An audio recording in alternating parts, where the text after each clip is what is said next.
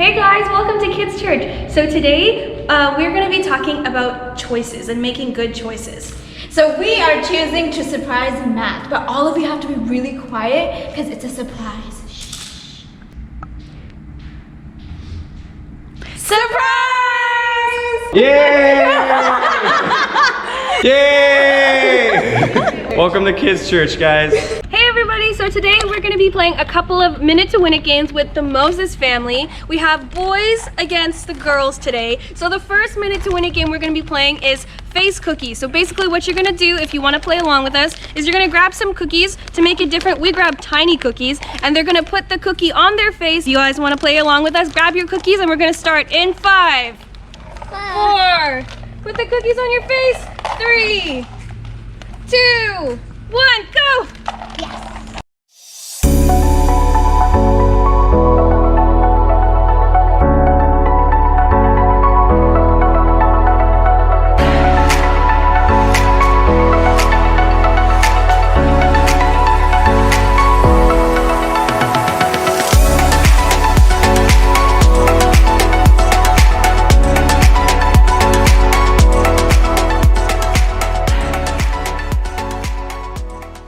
Alright, so we're done the first game. We're going to check in with the scores. So boys, how many cookies did you guys get?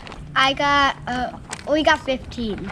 Ooh, you got 15 cookies. How many did you guys get? We got 12. You got 12, so we got 1 point for the boys. Now we're going to play one more game and we're going to see if we can even out the score.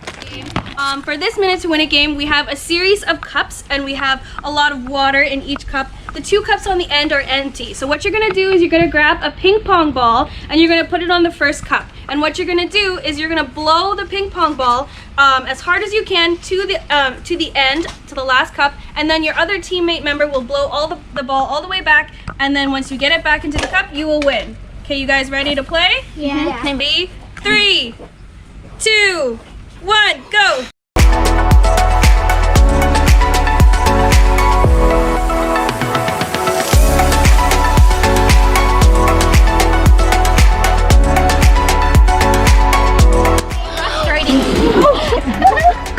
No, she cheated! Go back! Go, blow! Blow!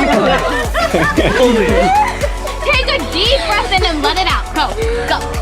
You're so close! No, put your mouth next to it. Yes, listen to Caleb! No, you're getting your hair. Actually, no, never mind. Okay, keep going.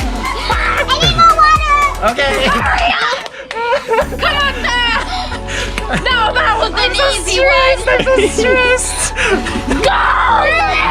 Just go! Blow, we're winning! Yes, Levi! No, Levi!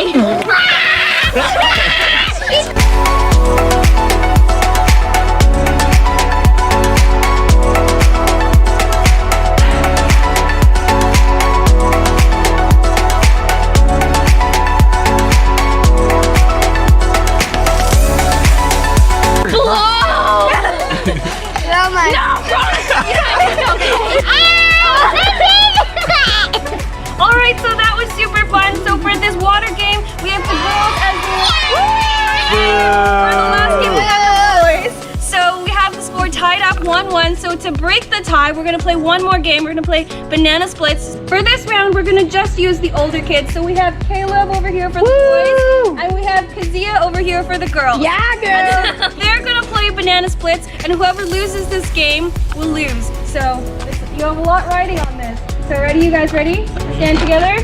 3, 2, 1, go!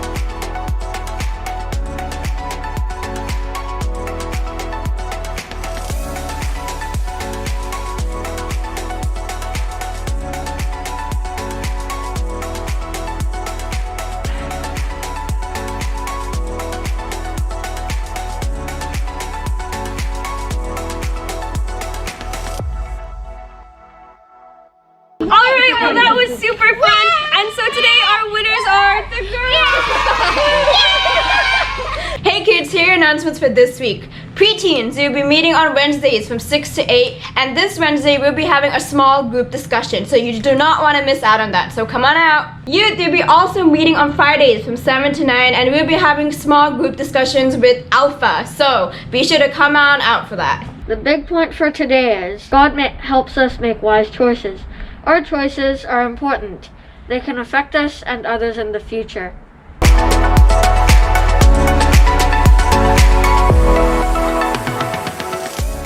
Jesus answered, I am the way, I am the truth, and the life. The only way to the Father is through me. John 14:6.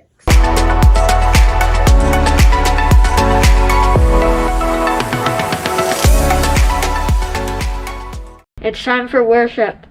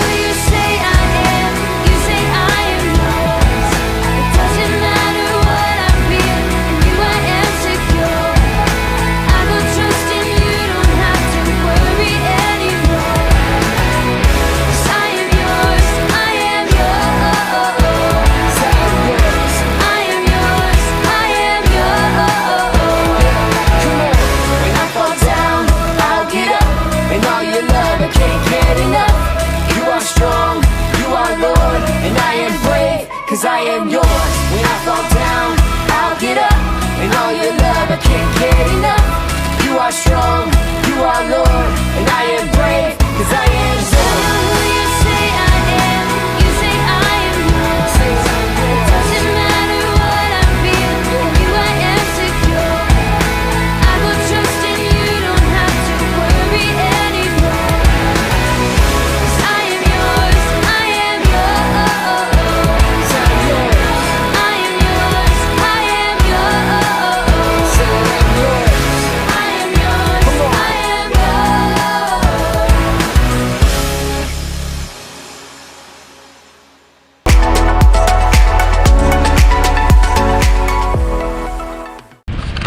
So today we're gonna do a special craft. We're gonna make these cute little things right here. So I'm gonna tell you what I used to call them as a kid. I used to make these as a kid all the time. We call them something funny. We call them cootie catchers. I promise you will not catch cooties if you make this, but for now we're just gonna call them our little wise decision makers. So I'm gonna show you guys how to make them. So come on, let's go. Okay, so the things you're gonna need are, you're gonna need some pieces of paper. You will only need one, but I have a couple. You're gonna need some colorful pens, probably at least 4, and you're gonna need a pair of scissors. Do not drop them like I did. Okay, so the first thing you're gonna do is, since we have a rectangle piece of paper, this needs to be a square. So I'm gonna teach you guys how to make it into a square. You can use a ruler, but I have a faster way. So you're gonna make it into a triangle. You're gonna make sure, fold this edge until it's fully into a triangle. I have chosen the purple paper, but you can choose any paper you like. See how it's a triangle right here? And then you're gonna cut the little rectangle part off. And there you have your first little square. So now what you're gonna do after you have this triangle piece, you're gonna keep it in the triangle, and then you're gonna fold it one more time so it's a smaller triangle.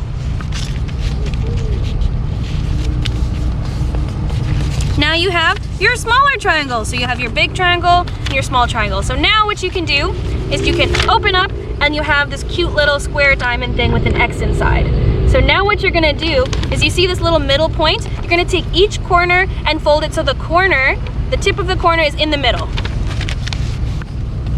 See, first corner, second corner, third corner, and now looks like a little envelope. You're gonna fold your fourth corner.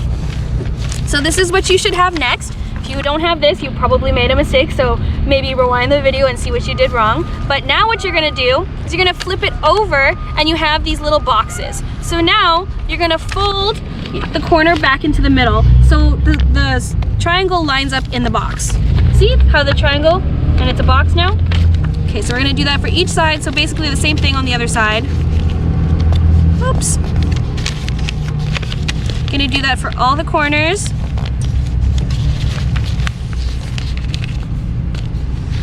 And now you have roughly the same thing on both sides. So now what you're gonna do is you're gonna take this side, the one that doesn't have all the slits in the middle. You're gonna take this side and make sure it's on the outside. You're gonna fold it in half.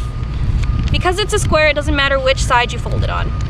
But just make sure it's folded in half so you have something that looks a little bit like this. Oops. And then on the inside it'll look like this.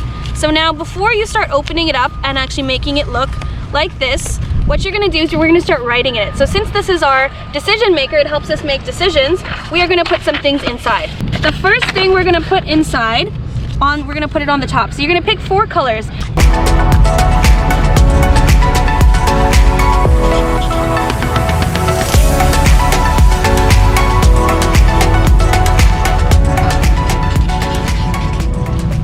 Have your colors on each side. I have purple, orange, blue, and green. You're gonna open it up, and on each little half triangle piece right here, you're gonna write a number. You should have enough to write 8 numbers. For me, I'm just gonna write numbers 1 through 8. You can choose any number you want. Personally, I would not choose a really big number because then you're gonna have to flip it that many times. So if you choose to do 5 or like 6, that's fine. But if you choose to do 20 and 30, you're gonna have to flip it 30 times. So I would not do that. There we go. Okay, so once you have these, you're not done yet, so now comes the fun part. Inside, what we're gonna do, since we were talking about choices today, you guys in this little game that I'm gonna show you, you guys get to make a lot of choices, and inside you get to write the consequences of those choices. So you can write good things that happen to you or bad things that happen to you. So I have some of my leaders here with me, so they're gonna help me come up with some choices, and maybe it'll give you guys some ideas of what to do at home. So let's see, we have Matt over here. Matt, what choice should I make? I need a good decision. What's a good thing that can happen to someone? Read your Bible. Okay, they're gonna read their Bible. Okay, now we're gonna choose something bad that's happening to you. Maybe you cut your hand. You fell off your bike.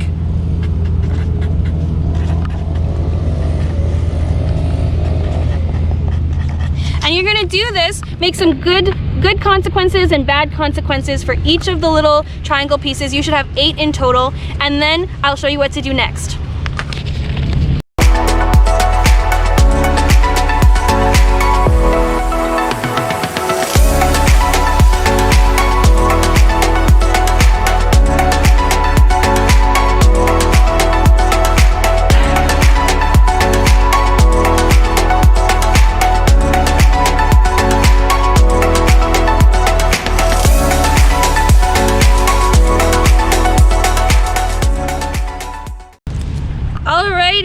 Now we have all of our decisions right here, so I'm going to show you guys how to use it. So what you're going to do is you're going to fold back all the pieces of paper,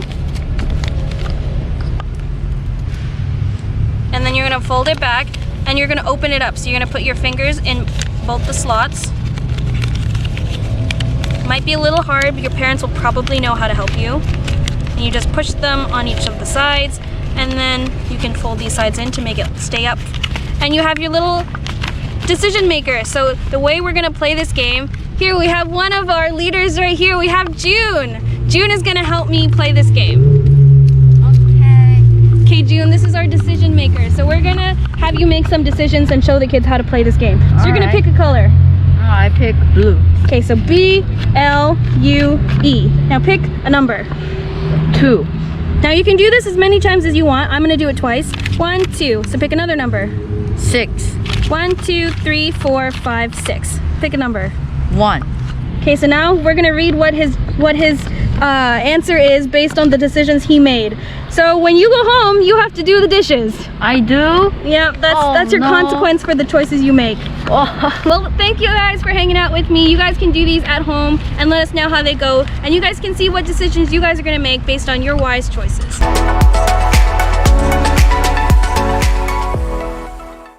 Have you ever seen the show Deal or No Deal? Just like the show, we have to make many decisions in our everyday lives.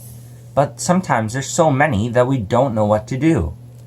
But I'm here to tell you that there's one sure option that will always be right. Jesus. The best choice in life is to ask Jesus to come into our life and forgive us our sins. One thing you should know about Abraham is that God made a covenant or a promise that he would have many children, that he would start many nations, and most importantly, that God would be with him in all of these nations. This promise would be passed down to every firstborn child for many years. God did what he said, and Abraham had a boy named Isaac. The neat thing is that this story is about Isaac, and he's all grown up, and he's married to a lady named Rebecca. Rebecca couldn't have children either, but Isaac had learned from his dad that if he prayed to God, he might just answer his prayer. Sure enough, God answered Isaac's prayer. And his wife became pregnant, not just with one baby, but with twins. Do you remember your mom ever having a big tummy because there was a baby growing inside? A neat thing can happen when the baby is growing. It moves. Babies move all around when they're in the tummy, and sometimes you can feel or see the baby moving around. Rebecca had this same feeling as all moms do when they're going to have a baby. It's just that she felt her babies moving around so much that she asked God, "Why is this happening to me?" She was worried about how much they were moving inside of her. God answered her, saying, "Your children are very different from one another. One of your children will lead a group of people that is stronger than the other, and the oldest child will serve the younger one." This was strange, because usually if you're the oldest child in the family, like me, the youngest brother or sisters would look up to them and want to do what the oldest is doing. But in this case, the older brother would work for the younger. When the twins were born, the first and oldest boy was named Esau. He is easy to remember because he was red and hairy all over. Right behind him came his younger brother, Jacob. As the boys got older, they liked doing different things. Esau was good at hunting and loved doing things outside. And Jacob liked to stick around at home and do things on his own. Because Jacob stayed at home a lot, he learned to cook with his mom. One day he made some delicious stew that everyone liked. Esau had been out early in the morning hunting, and he was very hungry. So hungry that he could smell the stew from a far way off. As soon as Esau got home, he asked Jacob, "Quick, let me have some of your stew. I am starving." Jacob replied, "First, you must give me your birthright." Okay, let's pause here. You're probably wondering what a birthright is. Jacob and Esau's family believed that the oldest child should receive double of all the things that they would leave behind after they died. This was the birthright. Things like money and the farm with all the animals. So when Jacob asked Esau for his birthright, Esau should have said, "No way. That's something special for me, and I need to use it because every gift I receive is a gift from God." Instead, Esau could only think about how hungry he was, and he said, "Yes, alright, you can have my birthright, just give me some food before I starve to death." By choosing food over his birthright, Esau did a bad thing. He made a decision he couldn't change, and he disappointed God by not seeing the importance of his special gift he would later get on, and choosing a silly thing like a bowl of soup instead. This story isn't over yet. The next part of the story is about Jacob and the bad choices he makes. Isaac was getting old, and he wasn't able to see anymore. He wanted to give his oldest and favorite son Esau his blessing before he died. This blessing was the special promise that God promised to his grandfather Abraham, and then to his father Isaac. Isaac loved the food that Esau hunted. So he told Esau to go hunt and prepare a special meal for him, and then he would give the blessing. Rebekah overheard Isaac talking to Esau and rushed to tell her favorite son, Jacob. She said to Jacob, "Your father is about to give Esau his blessing, and I want you to have it instead. You need to go get 2 of our goats and bring them to me. I will prepare them just the way Isaac likes it. Then you can take it to him, and he will give you the blessing instead." Jacob replied, "But Mom, Esau is a hairy man. What if Dad touches me and realizes that I'm tricking him?" His mother said to him, "Don't worry. You can use Esau's clothes, and we'll put the goat hair on your hands and neck so he'll never know." So they did just that, and Jacob went to see his father, pretending to be Esau. "Hello, father," Jacob said. "Hello, and who is this?" his father asked. "It is me, Esau. I have brought you the food you wanted so that you can give me my blessing," Jacob lied. "Come closer so I can touch you and know that you are really my oldest son Esau," said his father. So Jacob went to Isaac and he felt his hands and said, "You sound just like Jacob, but your hands are just like Esau. Are you really him?" And Jacob chose to lie again. "I am." So Isaac ate, and when he was finished, he asked, "Come and kiss me." When Jacob went to kiss him, Isaac smelled the clothes he was wearing just to make sure it smelled like Esau. Since Jacob was wearing Esau's clothes, his father believed that he was with Esau and gave the blessing to Jacob. Just as Jacob finished getting the blessing, he thought he heard Esau coming, so he quickly snuck out of the tent. Just as he was walking away, Esau entered the tent with the food he had prepared for his father. His father asked, "Who are you?" "It's me, your son Esau. I'm here to get my blessing," said the real Esau, confused. "I just gave you your blessing." And Isaac started to realize he had been tricked just like he thought. Esau started crying and yelling, "Bless me too, father." "There was no blessing left," his father said sadly. Esau was very upset with his brother Jacob for what he had done, so Jacob had to run away so that he could be safe. After Jacob ran away, he was tricked, just like he tricked his father. He had to wait 7 years before he could be with the woman he wanted to marry. Then he was tricked with the wrong woman. What a story. Both brothers did things they shouldn't have and made bad choices that they couldn't change. So be careful with the choices that you make. You'll never know how they'll change your life later on.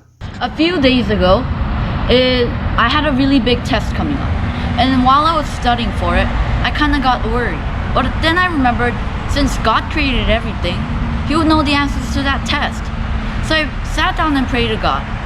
And I asked Him if I could get a good mark on that test. And that one night, God told me that I would get a good mark on that test. And I shouldn't be afraid of it. So, the day after that, I went to take the test. And then when I got my test back, I had an A on that test. It was a really good grade. And now, because of the good choices I made, I think God rewarded me.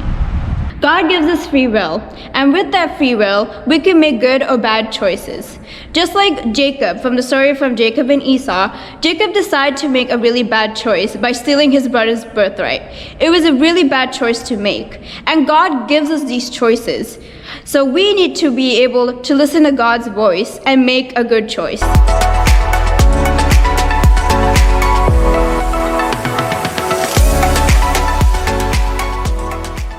Sometimes we make choices that are wrong, but the God that we serve forgives us 70 times 7. This doesn't mean that He forgives us 490 times and then He's done forgiving us. It means that He'll forgive us and help us as many times as we need, but we need to remember to ask Him to help us.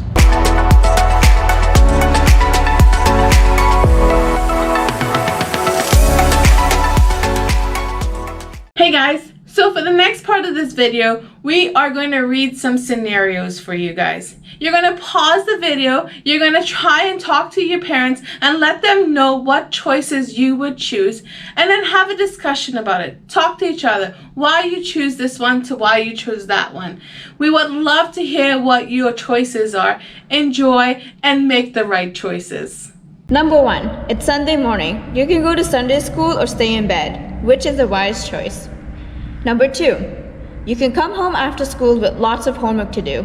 Do you run outside to play, or do you finish your homework to be sure it gets done? Number 3, Dad wants you to do the dishes tonight. Do you complain or wash the dishes? Number 4, your friend asks you to watch a movie on television that you know that you're not supposed to.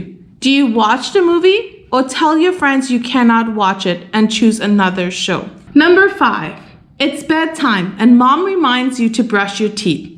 Do you brush your teeth or sneak to bed without cleaning them? Number 6, your neighbor accidentally breaks your new pencil. Will you forgive your friend or get even by breaking his pencil?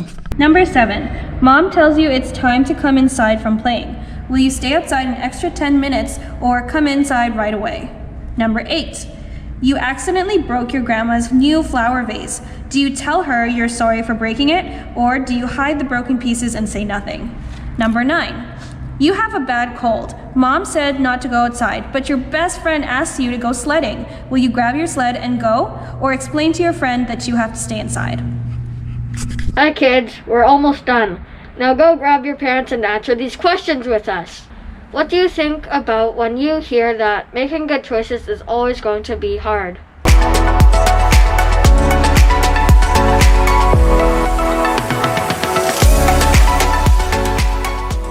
What changes do you need to make in your life to begin making good choices?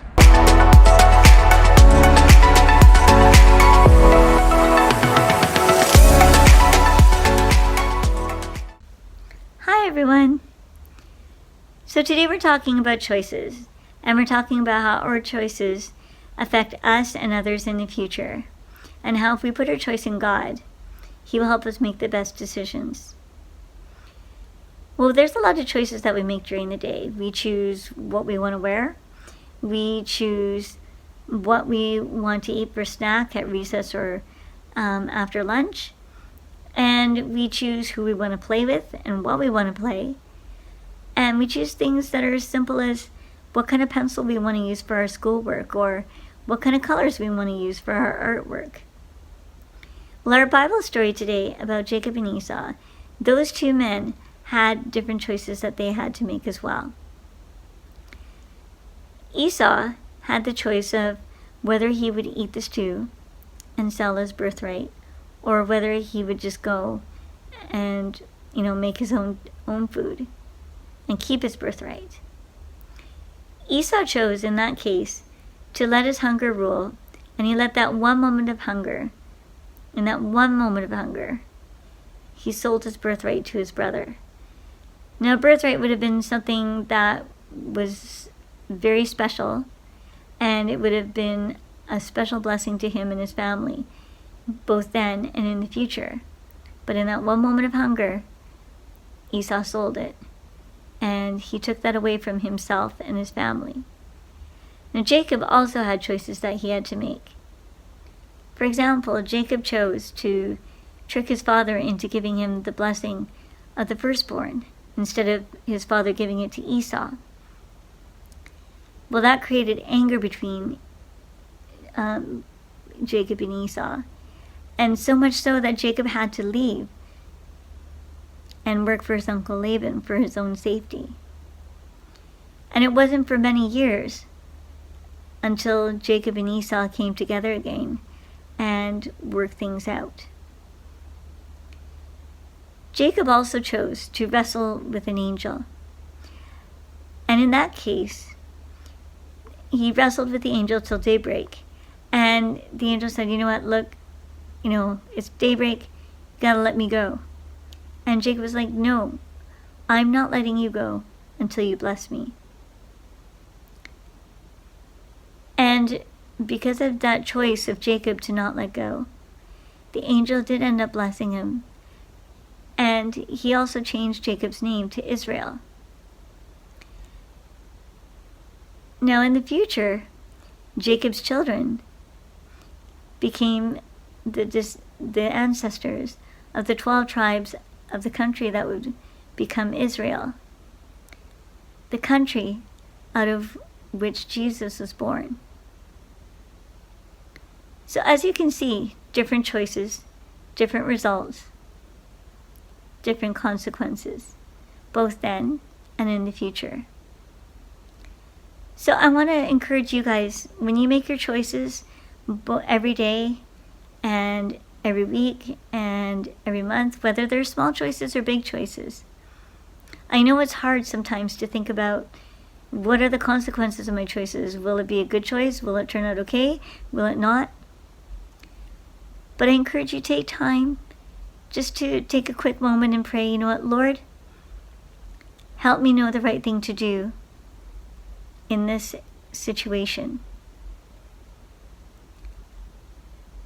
And if you put your faith and trust in God, He will help you make the right decision. And you will be blessed, just like He blessed Jacob. Let's pray together. Dear God, I pray for each and every child watching, Lord. I thank you for each and every one of them, and I pray for your hand of blessing upon them. May you give them joy and peace. And I pray, God, that beginning this very moment, that you would help them, God, to make the best choices possible. That, Lord, you would help them to make choices that are pleasing to you. Choices, God, that would honor you. And I pray that in doing so, that, God, you would bless them. Bless them for their being faithful to you. And I pray, God, that you would guide them and lead them and just help them to make the best choices possible. Help them to know your will. And that in doing so, God, they can make the best choices possible. In Jesus' name, amen. Hey, Pastor Crystal, is that it for today? That's it, you guys. Hope to see you next week and have a great day. Bye!